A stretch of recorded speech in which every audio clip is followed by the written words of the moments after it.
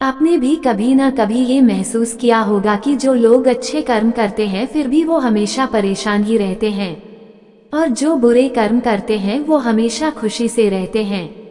अच्छे कर्म करने वाले को आखिर क्यों इतनी परीक्षा देनी पड़ती है, जबकि जो अधर्म की राह में है वो हमेशा खुशहाल कैसे प्रतीत होते हैं?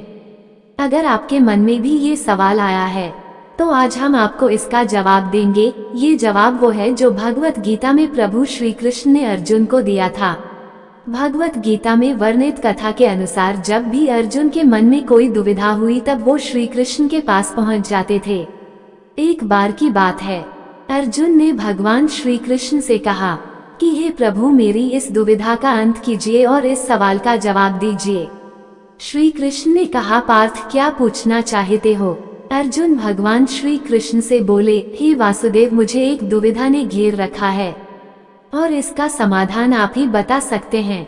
तब श्री कृष्ण ने अर्जुन से कहा कि हे धनंजय, अपने मन की दुविधा विस्तार से बताओ, तब मैं उसका हल बताऊंगा। तब अर्जुन बोले, हे नारायण, कृपया करके मुझे ये बताइए कि अच्छे लोगों के साथ बुरा ही क्यों होता है, जबकि बुरे लोग हमेशा खुशहाल दिखते हैं।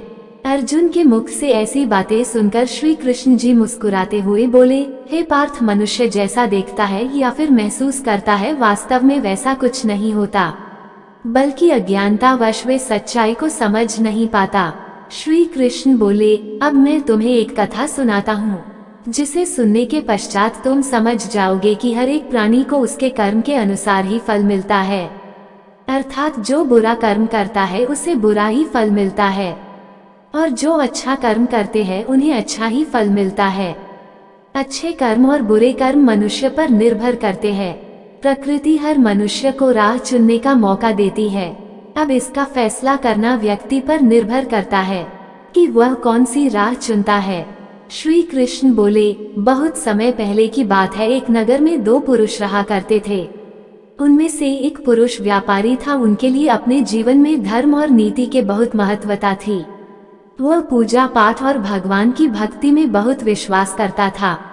चाहे कुछ भी हो जाए वह मंदिर जाना नहीं भूलता था, और न ही दान धर्म आदि किसी भी प्रकार के कर्म करने में कोई कमी करता था। वहीं दूसरी और उसी नगर का दूसरा पुरुष पहले वाले पुरुष से बिल्कुल विपरीत कर्म करता था।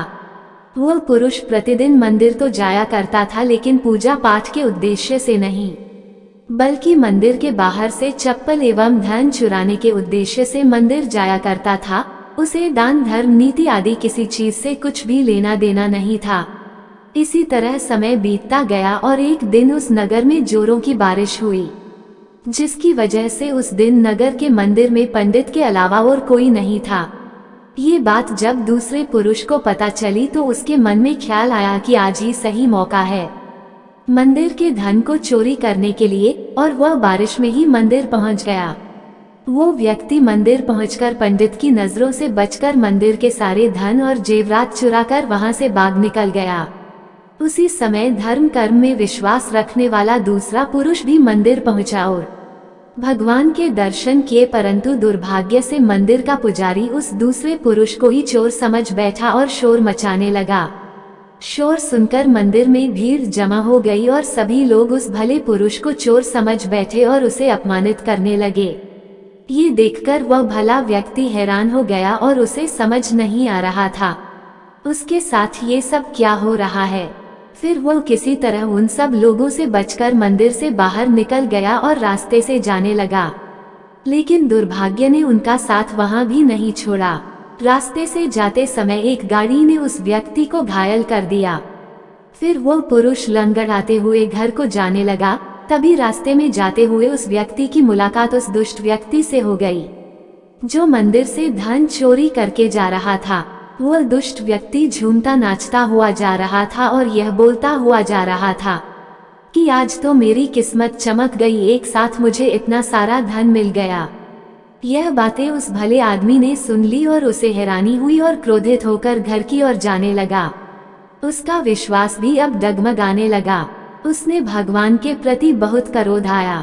उसने भगवान की सारी फोटो निकाल कर फेंक दी। अब वो भगवान से नाराज होकर ही अपना जीवन व्यतीत करने लगा। समय बीतता गया। कुछ समय के बाद दोनों ही पुरुषों की मृत्यु हो गई और वे यमराज के पास पहुँचे। वह भले पुरुष के बगल में उस दुष्ट व्यक्ति को खड़े देखकर यमराज से पूछ लिया कि मैं तो हमेशा अच्छे कर्म करता था, पूजा पाठ दान धर्म आदि में विश्वास रखता था, फिर भी मुझे जीवन भर अपमान दर्द और दुख ही क्यों मिला? इस अधर्म करने वाले व्यक्ति को अपार धन और इसका जीवन सुखी से गुजरा, ऐसा क्यों? इस पर यमराज ने उस व्यक्ति को बताया कि पुत्र, तुम गलत सोच रहे हो। जिस दिन तुम्हें गाड़ी से टक्कर मारी थी उसी दिन वास्तव में तुम्हारे जीवन का अंतिम दिन था, परंतु तुम्हारे अच्छे किए गए कर्मों के कारण तुम्हारी मृत्यु एक छोटी सी दुर्घटना में परिवर्तित हो गई और इस दुष्ट व्यक्ति के किस्मत में राजयोग था। उसी दिन से इस व्यक्ति का राजयोग आरंभ होना था, पर इसके दुष्ट कर्मों की वजह से इसका राजयोग नष्ट होकर एक छोटे मोटे धन की चोरी में ही बदल कर रह गया। श्री कृष्ण कथा सुनाते हुए कहते हैं कि पार्थ, क्या अब तुम्हें इस प्रश्न का उत्तर मिल गया? इंसानों को ऐसा लगता है कि भगवान उनके अच्छे कर्म को नजरअंदाज कर रहे हैं। ये बिल्कुल भी सत्य नहीं है। भगवान ने हमारे भाग्य में क्या लिखा है वो हम समझ नहीं पाते हैं। अगर आप अच्छे कर्म करते तो भगवान की कृपा सदैव आप पर बनी रहती है। इसलिए मनुष्य को चाहिए कि वह जीवन में अपने अच्छे कर्म करते रहे।